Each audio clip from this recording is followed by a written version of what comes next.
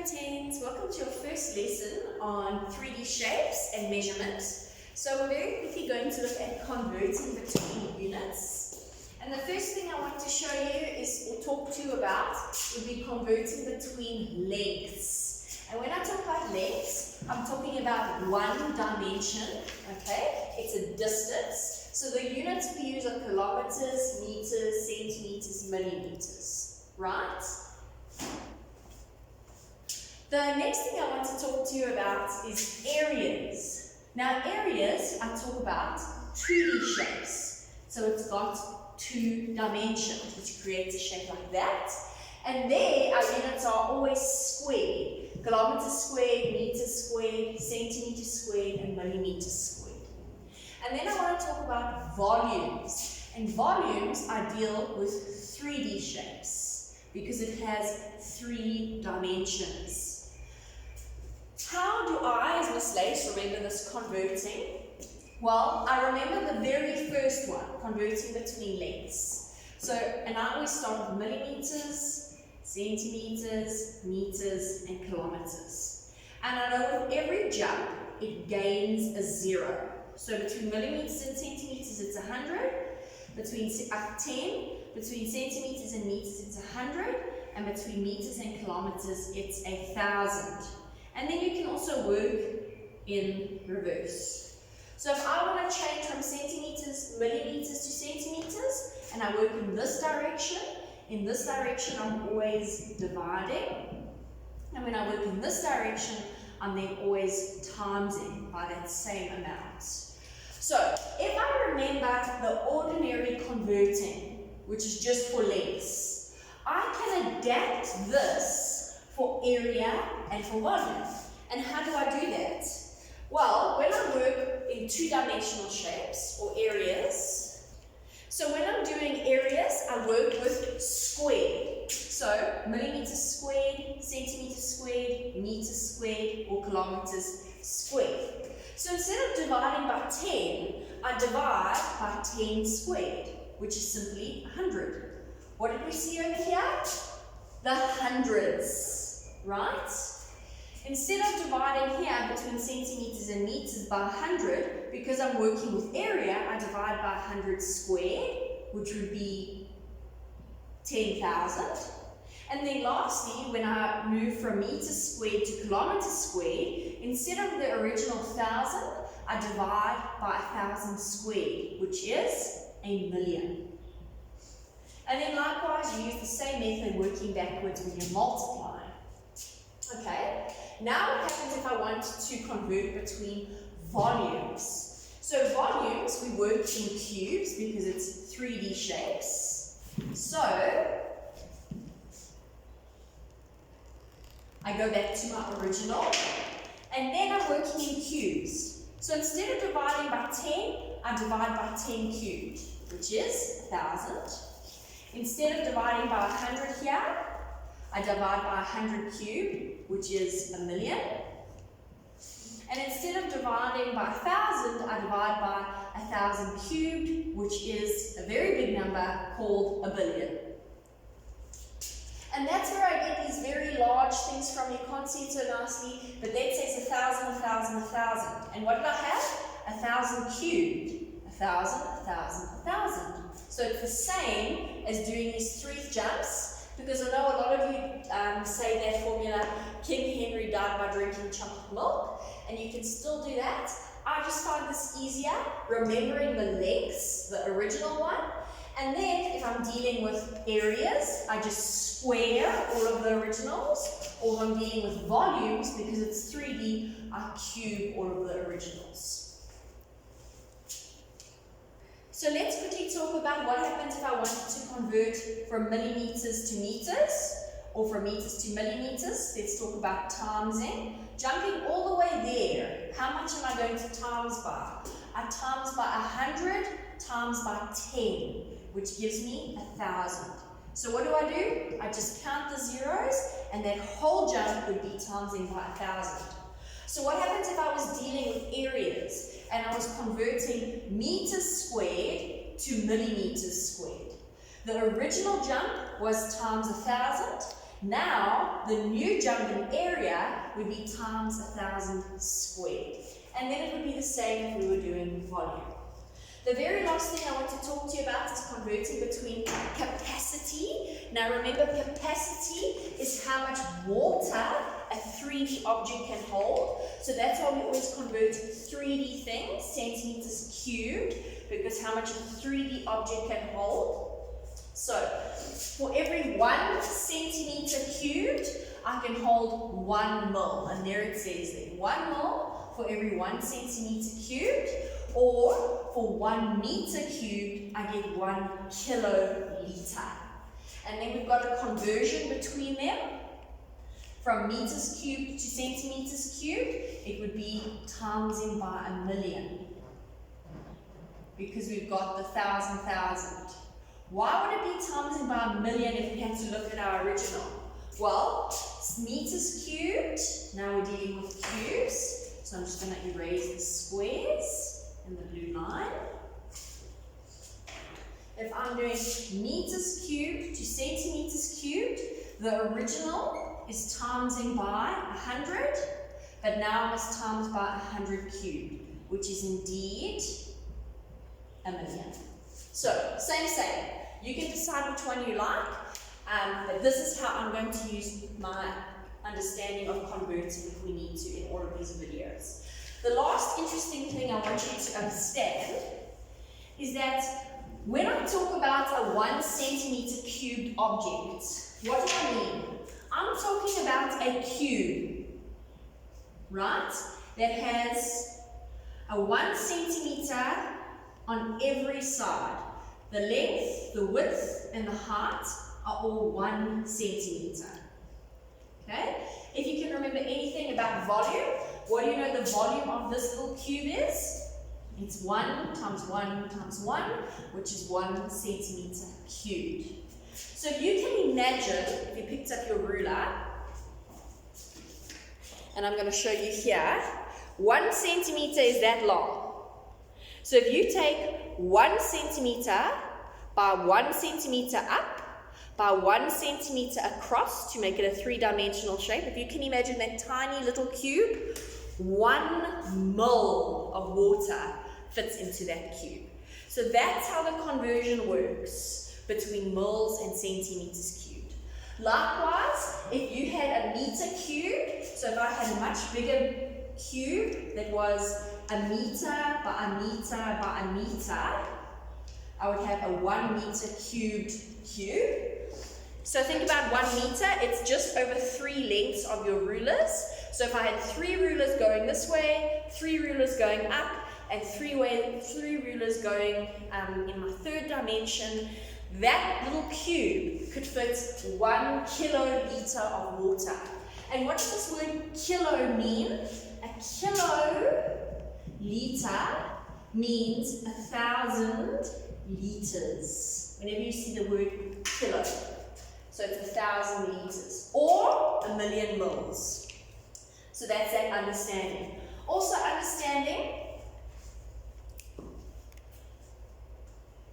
okay, and also understanding that this small little 1 centimeter cube block that was 1 centimeter cubed, right, there can fit 1,000,000 of these inside of here. Do you not believe me? I'll tell you why. Do you agree that this is 1 meter? So how many centimeters is this?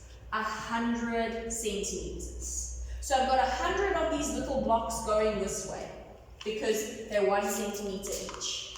Then this dimension is also 1 meter. So that means I've got 100 centimeters again.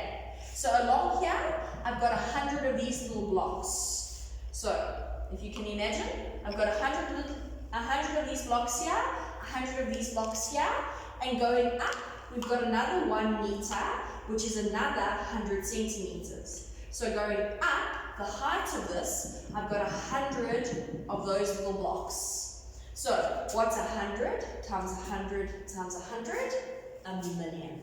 So inside this block here, I can fit 1,000,000 of these. And that makes sense because 1,000 liters How many mils are there in a litre? There's 1,000 mils. So 1,000 litres is 1,000 mils, which is 1,000,000 mils. Therefore, 1,000,000 blocks should fit into that. So that's a bit of diverging for you to understand how capacities work between these little blocks and the bigger blocks, and between kiloliters and mils. So now just a little bit of terminology. We're going to be dealing with 3D shapes, which we often call prisms. And a prism is a three-dimensional shape which has identical ends that are parallel to each other. So, three-dimensional, what do I mean by three-dimensional?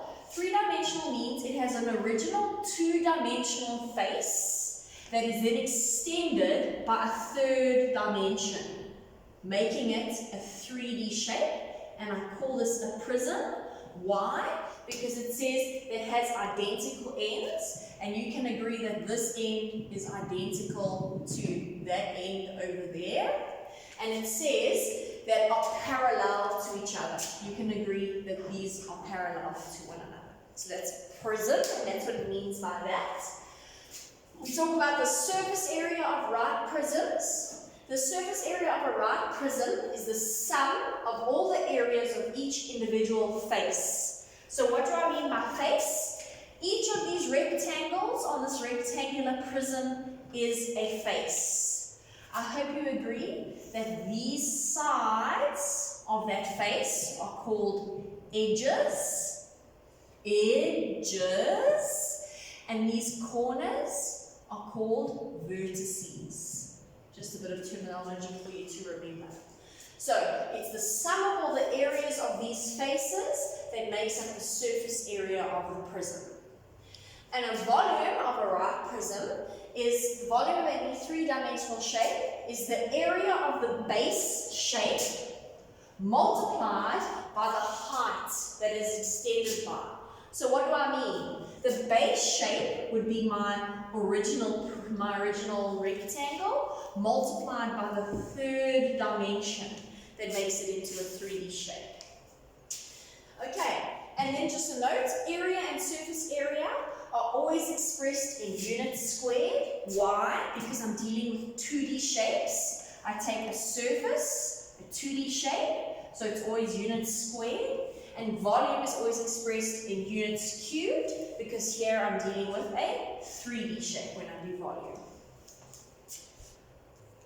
So the first prism we're going to look at is a rectangular prism, also known as a cuboid. It relates as well to a cube, which would be a square prism.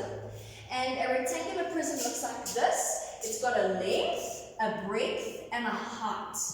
So this is the net diagram of this, as if this whole shape has been unfolded like a little box, and this is what it would look like. It's made up of 1, 2, 3, 4, 5, 6 faces, okay? And those faces are all rectangles, and they're in pairs. So what do I mean? These two are a pair because they're exactly the same. The front and the back are exactly the same. So the front of the shape and the back of that shape is exactly the same. As well as the base and the top are exactly the same. So underneath and on top, they're exactly the same. And the two sides, left and right, are exactly the same. So that's how a rectangular prism works. I'm sure you are familiar with it from grade 8 and from grade 9. And the surface area is made up of 6 faces that are exactly the same. So if one face is a rectangle, and I know a rectangle is length times breadth, I'm going to have 6 length times breadths. It just depends on which length and breadth you are talking about. So, what did we say to you? It's 2 times the breadth times the length, the breadth times the height, because the breadth and the height make up my side rectangles, and there's 2 of them. It's 2 times the length and the height, because the length and my height make up my front and my back rectangles, and there's 2 of them.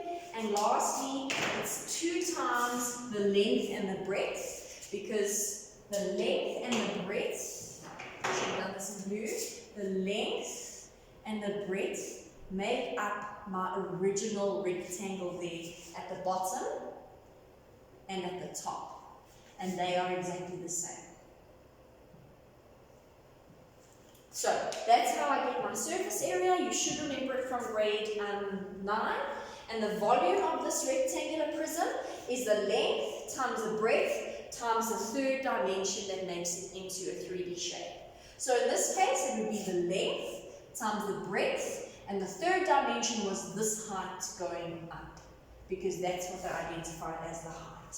So the original rectangle times by the third dimension. So our first example for a rectangular prism looks like this. It says, for the rectangular prism shown below, determine the surface area of the prism. So, surface area, a very easy way that I always go, I label it length, breadth, height.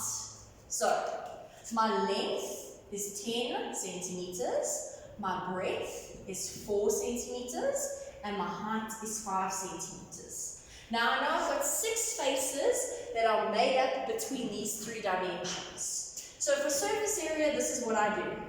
I go 2, and remember this is an open prism, it's got all the faces, so I don't have to worry about taking a face away. I've got 2 10 by 4. What does my 10 by 4 give me? It gives me my bottom and my top. So I've got 2 10 by 4 rectangles. Plus, I've got 2 base times height. And what does the base times height give me? It gives me my 2 side rectangles. So base times height is 4 times 5. And lastly, I've got 2 length times height. Because what does length times height give me? It gives me my front and my back. So I've got 2 10 by 5. So I make up 3 combinations of these numbers. I join these 2 and I got 10 by 4. I join these 2 and I got 4 by 5. And then lastly, I got these 2 and I got 5 by 10. And you can plug that straight into your calculator to get an answer. And my calculator gives me 220 centimeters squared. Because it's surface area, I was dealing with the flat 2-dimensional shapes and adding them all together. Question B says determine the volume of this prism, and volume is very simple, length times breadth times height. We label this our length, this our breadth, this our height, and again it's taking my 3 dimensions and just multiplying them together when I get volume. Length 10 times 4 times 5, 10 times 4 is 40, and 40 times 5 is 200 centimeters cubed. How much water could fit in here? 200 mils could fit into this box. And lastly, we look at C. It says, determine the effect on the volume and surface area if all of the values are increased by a scale factor of K. So what does this mean? If all of them are increased by a scale factor of K, it will mean 10 times K for my length, which is 10K. It will be 4 times K for my breadth, which is 4K. And it would be 5 times K for my height, which is 5K. So now I'm going to go back to my original surface area. And when I have 2 length times breadth, I've got 10K times 4K. And then I've got 2 breadth times height, which is 4K times 5K. And then I've got 2 height times length, which is 10K times 5K. If you put this into a calculator, you'll still get 222K squared. How do I get K squared? Let's do it slowly together, I suppose. Over here we've got 2 times, 10 times 4 is 40, and K times K is K squared, plus 2 times 4 times 5 is 20, k times k is k squared, plus 2, 10 times 5 is 50, k times k is k squared. So we've got 2 times 4, which is 80k squared, plus 40k squared, plus 100k squared, and these are all like terms, so I end up with 220k squared centimeters squared. So that would be the effect of k on my surface area if I increase all the dimensions by k. And now let's look at the effect of volume.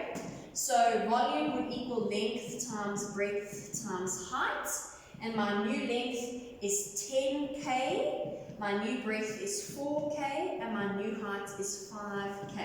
So 10 times 4 is 40, times 5 is 200, and k times k is k cubed, centimeters cubed. So that would the effect be on volume. The next prism we're going to look at is a triangular prism. Why is this a triangular prism? Because it's got identical ends. There's a triangle that are parallel to one another. I hope you can see that that side is parallel to that side. So that's a triangular prism. If I unfold it into its net diagram, you can see I've got the rectangle that was the base over there. I've got the 2 triangles on either side, and then I've got this slanted rectangle folded open, and the back slanted rectangle also folded open. Then I've got this line here, and this line, I hope you remember, is called the perpendicular height, and it's very important in triangular prisms. So, the surface area of a triangular prism is made up of all the areas of these faces added together. You can see I've got 3 different rectangles, so hence I've got rectangle A by D, which is this rectangle here, A by D. Then I've got rectangle C by D, which is this rectangle over here. And then I've got rectangle B by D, which is the base rectangle B by D over there. Plus, I've got 2 triangles, so 2 times half the base times the perpendicular height. So, the base times the perpendicular height, because remember, a flat triangle, the surface area or the area of a flat triangle is half base times perpendicular height. This being the base and that being the perpendicular height. Then the volume of a triangle is very easy. It's the original half base times height. So the original face, flat face of this triangular prism times the 3rd dimension, which makes it into a 3D shape, hence why we're doing volume. So there's your original triangle. I find the area of that times the 3rd dimension. And there I get volume. So that triangular prism we looked at kind of looked like an isosceles triangular prism, or it could have been an equilateral triangular prism. But I just want to show you what happens if I have an obtuse triangular prism. This is still a triangular prism. I've got identical ends. The triangles are identical, which are parallel to one another. So this is still a triangular prism. But what would be my base and my height?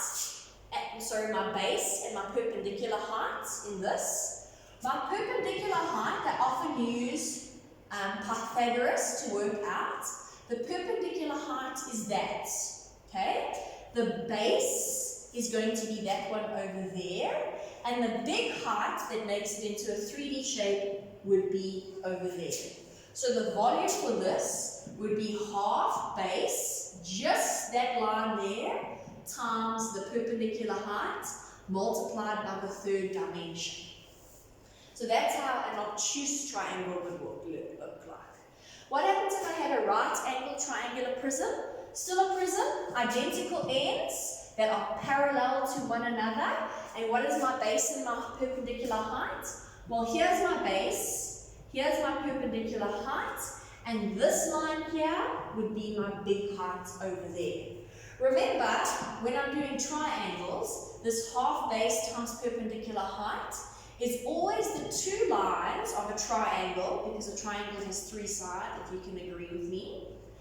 The two dimensions that meet at 90 degrees. So if I had to draw this triangle like that, there I would have my base and my height and my base. But if I had to change the direction of that line and I drew 90 degrees like that and make that my 90 degree line, then this would still be my height, but then this side would be my base. It's wherever they meet at 90 degrees, those are the two lines you multiply together. So our first example for a triangular prism says this right angle triangular prism has the dimensions shown on the diagram along the side. It says determine the value of x, and that's very easy. Why? Because x is part of a right angled triangle, and as soon as you see a right angled triangle, you should be thinking of our friend Pythagoras. These two sides are parallel to one another, so they have the same dimensions. So this is 15 millimeters. I've got the hypotenuse, so that means I need to subtract. So for A, x squared should equal 17 squared minus 15 squared. You can put that straight into your calculator. 17 squared minus 15 squared gives you 64. And then always the last step of Pythagoras is to square root. X is equal to 8 millimeters. So question B asks us to determine the surface area of this prism. Again, none of the sides are missing. So I've got two identical right angled triangles. There's two of these, which dimensions are, I just worked out to be 8, 15, and 17. Then I've got three other rectangles. This looks like a square, it's not. It's supposed to be a rectangle, I just don't have the space. So I've got a rectangle on this side. Rectangle EDBA. I'm just going to label that EDBA so you can see what I'm doing. And what are its dimensions? It's x by 31, and we just worked out that x was 8. So it's 8 by 31. Then we've got the rectangle DBC, no name, like some of you put on your tests. And what are the dimensions of that rectangle? Well, it's 15 by 17. And then we've got the triangle at the back, if you can imagine it being over there in the dotted. EAC, again, no name. And what are the dimensions of that triangle? It's 31, right, by 17. And now it's very easy to work out the surface area, because the surface area is going to be 2 of my half base times perpendicular height plus 2. I'm just filling in the dimensions straight away. You don't have to write in what they are. 31 times 8. No, I lied. It's not plus 2. There's not 2 of these rectangles. There's one rectangle that is 31 by 8. There's one rectangle that is 17 by 15, and there is one triangle that is 31 by 17. Let me just fill in these values here. 2 triangles, that's why I've got the 2 there, half base. So you can either choose 15 or 8, it doesn't matter which one you choose to be the base, as long as it's the 2 that you're multiplying that meet at 80 degrees, at 90 degrees. So it's half base times the perpendicular height, which would be times 8.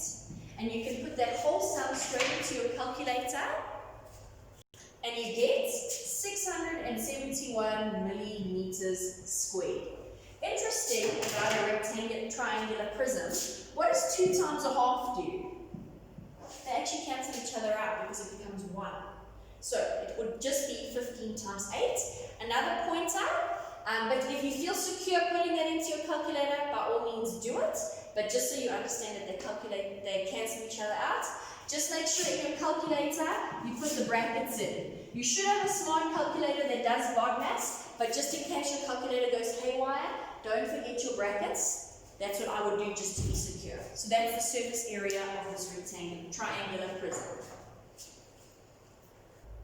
Right, so the last question is determine the volume, and people think volume is the most difficult, but it's not, because it's just my 3 dimensions multiplied by each other.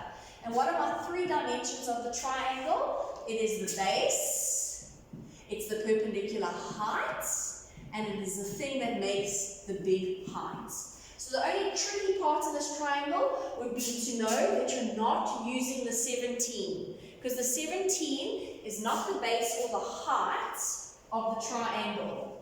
Sorry, I forgot to put half base times height.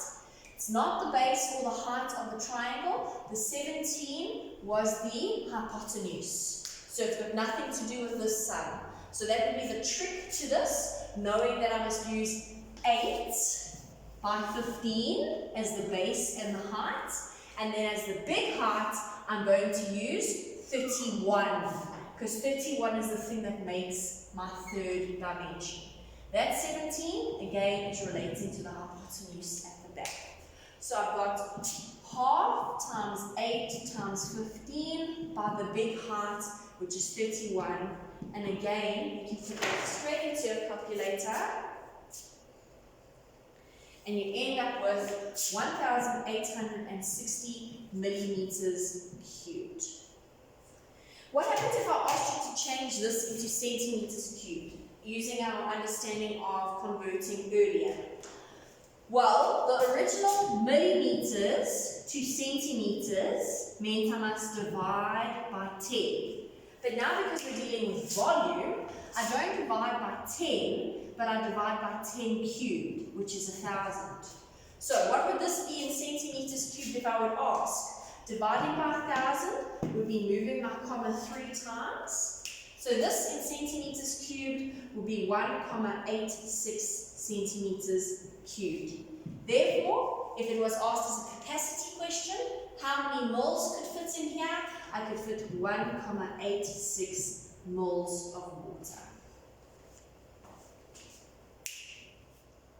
And our second example looks like this. It says a closed hollow prism made of a metal sheet is shown. Calculate the external surface area. So the external surface area would be calculating the surface area of this rectangular prism and the surface area of that right angled triangular prism, except I do not include that rectangle over there. Why not? Because it's not part of the surface area. So that gets excluded. So there's 2 ways you can do this. You can work out the triangular prism and minus that base from it. And you can work out the rectangular prism and minus that base from it.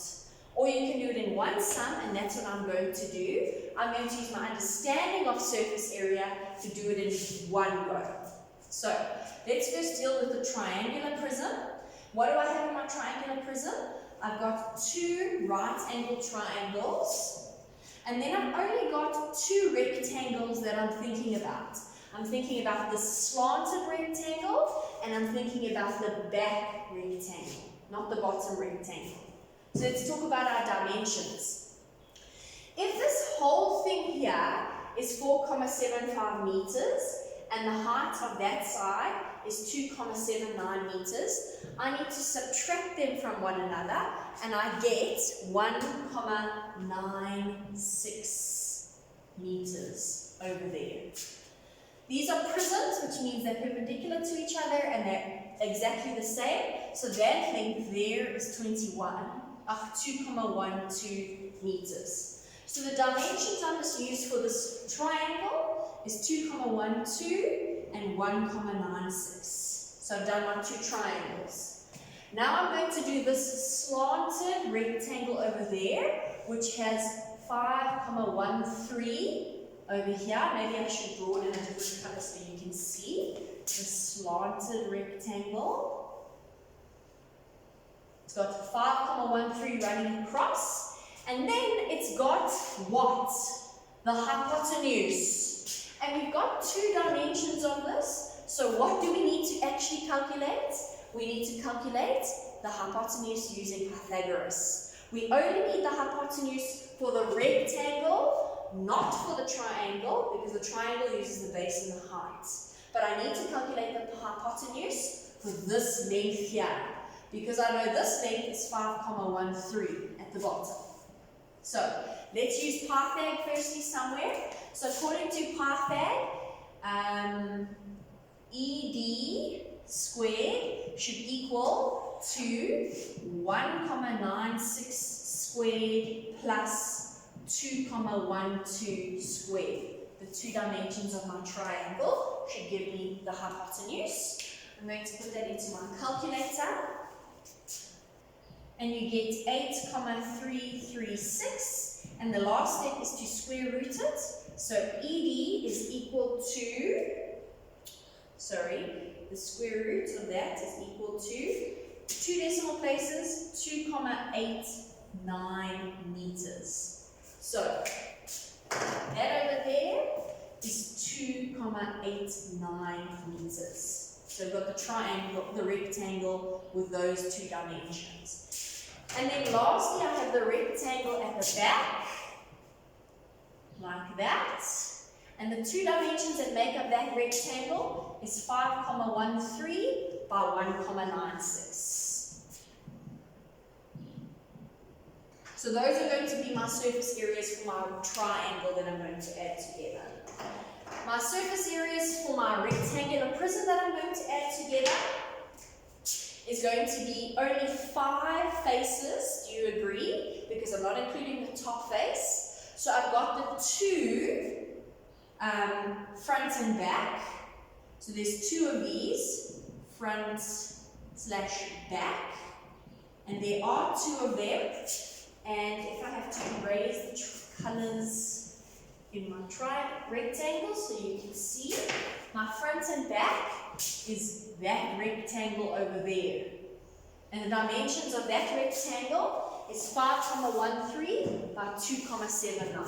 So I've got 5,13 by 2,79. Right? Then I've got my left and right rectangles, which are these ones here, and the dimensions are 2,12 by 2,79.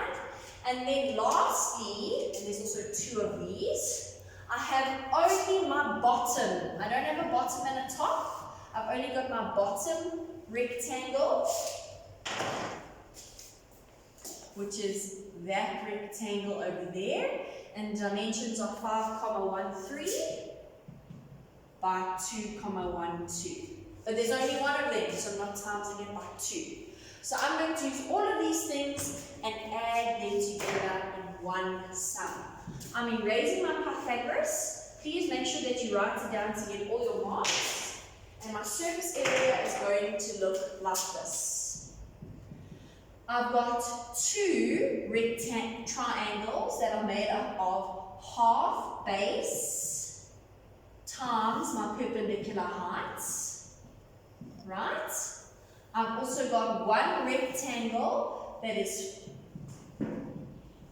has these 2 dimensions, and I've got this 1 rectangle here that has these 2 dimensions.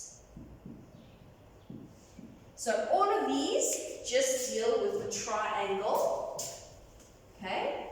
And onto that, I'm going to add my rectangles that deal with the rectangular prism. So I've got 2 rectangles that have these dimensions.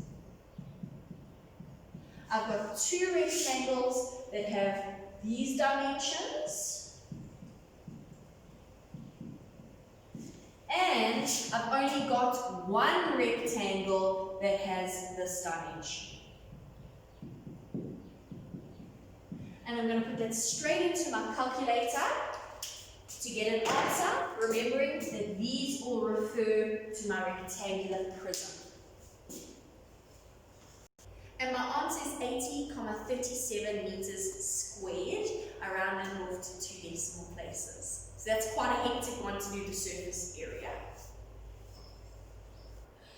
Question B asks us to calculate the volume in meters cubed, and that's easy. I'm going to calculate the volume of the triangular prism, okay, and I'm going to calculate the volume of the rectangular prism. Multiply my 3 dimensions here, multiply my 3 dimensions here, and I'm going to add it together.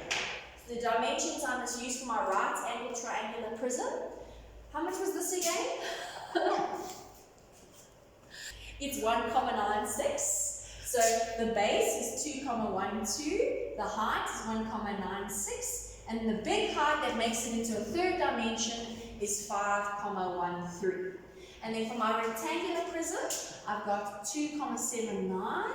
At the bottom, I've got 2,12, and the big height is 5,13. So the volume in total is going to be my rectangular prism, which I know is half times base times perpendicular height, 1,96 times the big height, plus the volume of my rectangular prism, which is the 3 dimensions multiplied together. Please don't get confused. These dots all mean times. And again, because I'm pedantic, I will put brackets in my calculator so your calculator doesn't mess it up. And you can put that straight into your calculator and get an answer. I get 41 meters cubed. Right, so that's easy enough. The next question asks us to calculate the volume in centimeters cubed. I'm not going to go convert all these dimensions into centimeters.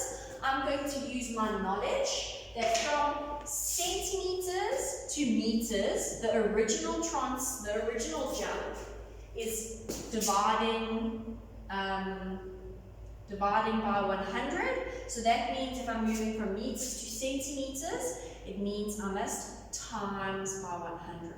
But now because I'm dealing with volumes, I'm dealing with cubes. So that means from meters to centimeters, I must times by 100 cubed. And 100 cubed is timesing by 1,000,000.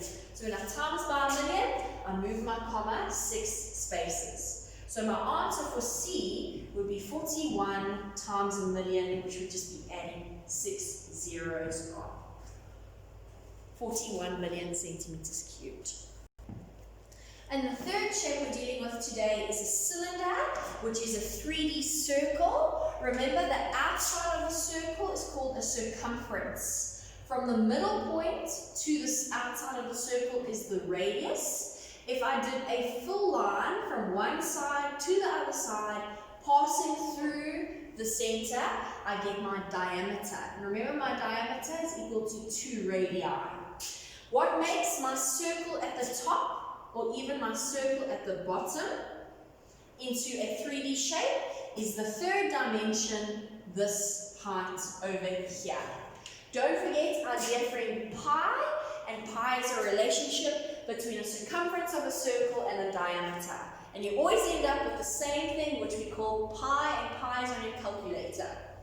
So, if I had to break my cylinder up into a net diagram, I've got the top and the bottom circle, and I know the area of a circle is pi r squared. So these two are identical, remember? So if you work out one, you can just times the answer by 2. And then when I cut my cylinder in half and I unfold it, I actually get a rectangle, okay? And my rectangle, I know, is length times breadth. That's a rectangle. But what is the breadth in terms of this cylinder? Well, my breadth is this thing here, which is my height. So this is my height, okay? And when I unfold it, this length would actually fold onto the outside of my circle, which is my circumference. So this here, my length, is actually my circumference, And I know the circumference is calculated by working out by 2 pi r. So the area of this triangle is length times breadth. But what is the length? The length is 2 pi r because it's the circumference. And what is the breadth? The breadth is the height. So that is the area of this rectangular prism. It's still length times breadth, but the length is the circumference and the breadth is the height. Dealing with volume, we take the area of the circle, which I know is pi r squared, and we times it by the third dimension, because remember, volume is always dealing with the 3D shape. And the third dimension is that height. Very briefly, just so that you can know this, if you understand how a cylinder works, you don't have to learn this off by heart, but some of you may have to learn this off by heart. The surface area of a closed cylinder is the rectangle, which we know is the circumference by the height, plus 2 circles, because it's closed at both ends. The surface area of a cylinder open on one end is still the rectangle, which is the circumference by the height, but only plus 1 circle, because it's closed only on one end, so it's only 1 circle. And the surface area of a cylinder open on both ends, so for example a straw, is just the rectangle, which is the circumference times the height. But if you understand how surface area works, you don't have to memorize this off by heart. So our first example on a cylinder looks like this. It says, for the cylinder shown below, determine the surface area of the cylinder if it is closed. So if it is closed, it's 2 circles and one rectangle. What do I know about the rectangle? That this is the height, if I had to imagine that this was the height. And then this side here would be the circumference going around. So this side here is the circumference. 2 circles are made up by pi r squared. Oh, we're doing surface area. No, that's right. So, surface area is my 2 circles made up of pi r squared plus the dimensions of my rectangle, which is the height times the circumference. And we know circumference is actually equal, I'm not going to write circumference, it's equal to 2 pi r. Let's quickly talk about it. This 20 here refers to my diameter. Therefore, my radius, I hope you agree, is 10. My height refers to this length here, which is 100, and I'm just going to substitute in what I know. I've got 2 circles of pi times 10 squared. Remember, the squared only belongs to the radius, not to the pi, plus the height times 2 times pi times the radius. And I'm going to put that straight into my calculator and I'm going to get an answer. Putting it into my calculator, these are my results. 2,200 pi centimeters squared. If you press SD and you round off to 1 decimal place or 2 decimal places, this is my rounding off, that is your answer. I like to keep it with this pi because it gives you a more accurate result. But yes, centimeters squared because we are dealing with surface area. Please remember that with these pi's, sometimes your calculator may say error and you may not understand why. Just check that you've got multiplication in between where your pi's are. And that's your answer for your surface area. Question B says the surface area of the cylinder, if it's open on one end, that means I have 1 circle, which is pi r squared, and 1 rectangle, which is the height times the circumference. So the surface area is 1 circle of pi times 10 squared, plus the rectangle, which is my height, 100, times the circumference, which is 2 pi r, which is 10. And then I'm going to put that into my calculator and I'm going to get an answer. And those are my answers that I get out. Again, if you left it with a pi, you get the same amounts of marks as you would if you rounded off. This is very accurate because there's no rounding off. And that is the surface area with only 1 closed end. Question C asks for the volume of the cylinder, and volume is always the original shape. The original shape times the big height. The area of the original shape is a circle, so no, it's pi r squared times the third dimension that makes it into a 3D shape. So we've got pi times 10 squared times the big height. And you're going to put that into your calculator. And you are going to get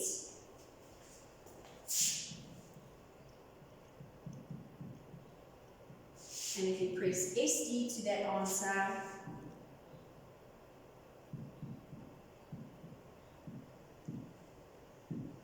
oh, and we're doing volume, so you must have it in cubed because it's your 3 dimensions. So D says the effect on the volume and the surface area of this closed cylinder if the radius and the height are increased by a scale factor of K. So that means that my radius, which we said was 10, is actually now going to be 10 times K. And then my height, which is 100, is now going to be 100 times K. And using our knowledge from our very first answer, our original surface area of this was 2200 pi. But now all we're going to do, because we're doing surface area which is centimeters squared, we're just going to times it by the scale factor squared, by K squared, and that would be the effect of K. And if we were doing volume, our original volume was 10,000 K, but because we are doing volume, we're now going to multiply it by the scale factor cubed. And in our next lesson, or in an upcoming lesson, we're going to talk more about is increasing the dimensions by certain scale factors. And that grade 10 is the end of this lesson. You're now going to go and do the first exercise, which is a revision exercise from grade 9.